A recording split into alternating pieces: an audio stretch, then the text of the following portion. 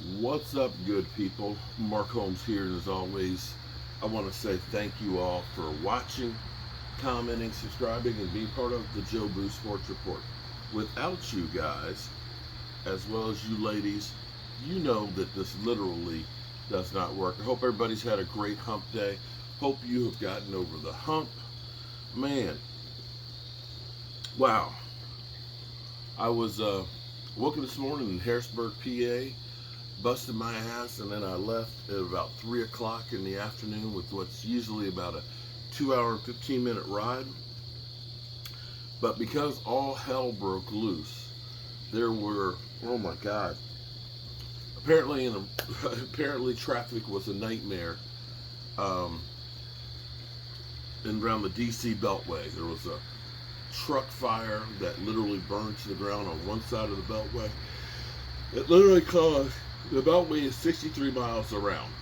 The accident was so bad that it had people going the other direction around the Beltway, which means it overloaded the American Legion Bridge, which ended up causing other problems. So then there's an accident. Somebody got killed on 95 North. Um, so that part was shut down, among other numerous accidents.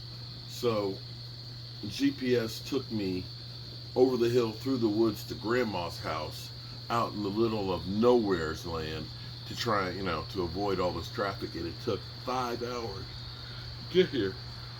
And when I did get here, I was tired because I've been busting a hump for so long. I said, I'm going to lay down on the couch before I go ahead and start doing some work in the shop because I got to do some things for tomorrow because I got to go back up there. And I literally fell the F out. I literally just woke up. I literally just woke up after about 4 hours passed out on the couch because it was just hard. And I guess maybe this is my body just said, you know what, enough is enough. We've got hard times right now. We're just going to shut down because it's been hard. I'm not going to lie to you. It's been hard this week after that loss from the Cardinals. And at some point, you just got to stop for a second and regroup. And I think my body just said, stop, mother helper. We're regrouping right now. And that's exactly what my body did. We shut down. So I'm going to get up at about 4 o'clock in the morning and try and do the stuff I need to do because I got to leave early to take care of something tomorrow morning, which is the reason why I had to come back. So, be that as it may,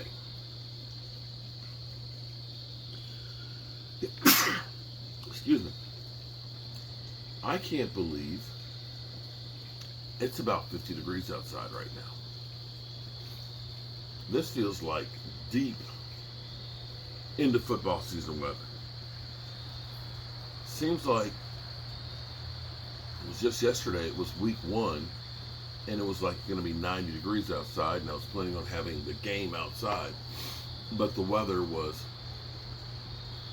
going to be raining. And here it is. Come Sunday, it's October. I always say, you don't know what the teams really are until you get into October. And unfortunately, the thing that we feared the most, that we kept sounding the alarms about, the Cowboys' offensive line, seems to have reared its head already 3 weeks into the season. And unfortunately, at this point, there's not a whole hell of a lot that you can do about this. Now, we signed another guy who's got experience, who started 45 games and things. But the reality is getting a guy off the streets and onto your roster, ready to play, it ain't easy. Especially when you talk about offensive line. Offensive line needs to be cohesive. Offensive lines take time of working together to understand what the guy next to you is doing. If one guy messes up on the offensive line, just one guy, unfortunately, it can end up being a big play the other way. It only takes one guy to get free to destroy your quarterback. One guy. And if you don't remember, just think about when Tyron Smith went out some years ago and Chaz Green came in and the Cowboys gave up 8 sacks. Now you could say what you want, but Dak Prescott, he ain't the one. He ain't the answer. Guys, we had 2 rookies that were undrafted that started the game. And Igoda, playing left tackle, was not good. And I don't even blame him, because if you remember, I was surprised that he was even able to play. He hyperextended his elbow, which is why he didn't practice today, his elbow. Okay? If you're talking about an offensive lineman, you got to be able to punch. You got to be able to absorb that drive from the defensive end. When the Canadian Bulldozer hyperextended his elbow, and I don't know how severe Igoda's left elbow's hyperextension was, but Neville Gallimore did this in week 1 of preseason, didn't come back to like week 12 of the NFL season from it. Igoda hyperextended his elbow, didn't miss a game, and had to come out and play left tackle. And if you watch that game, Phil, I know, you know what, I can't stop the Dak Prescott haters. Those dudes are going to hate no matter what. They're going to look and just say, Dak is garbage. But if you look at that game film, my God, all night long, Dak Prescott covered up for a lot of that pass rush that was coming on, having to dodge, jump around, and everything else, and dance around and try and move in that game. And understand the same thing I just said. One guy can end up destroying a play. I don't know what the answer is at this point, other than you got to get those guys healthy. But with the Cowboys signing another center for Biadasz, I'm curious, how bad is Biadasz? Are we looking at multiple weeks for him? Are we looking at multiple weeks for Zach Martin?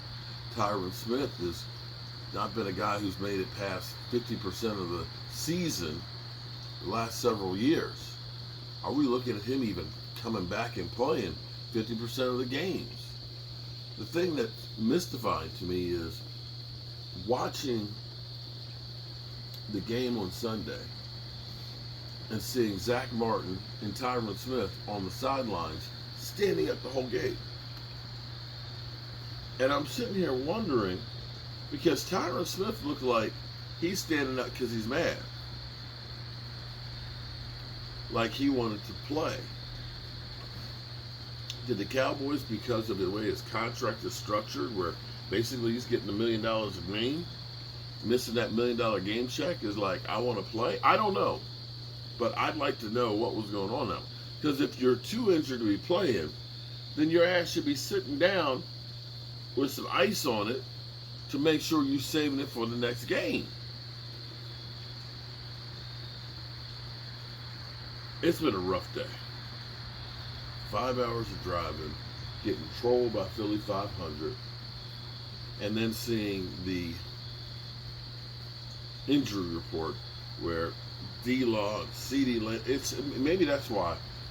Maybe it was just too much, and I just had to just check out. I hope that tomorrow will be a better day. That's all I can do, is I can hope that tomorrow will be a better day for the Cowboys.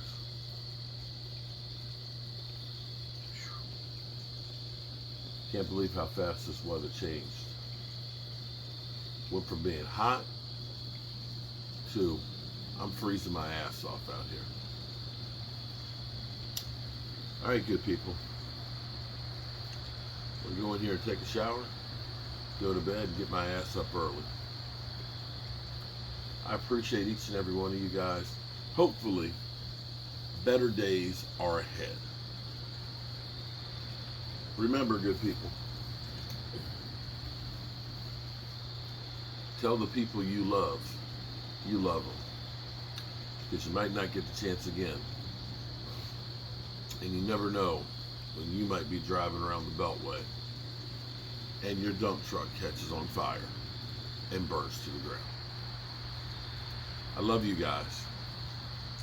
God willing, I'll see you in the morning. Peace.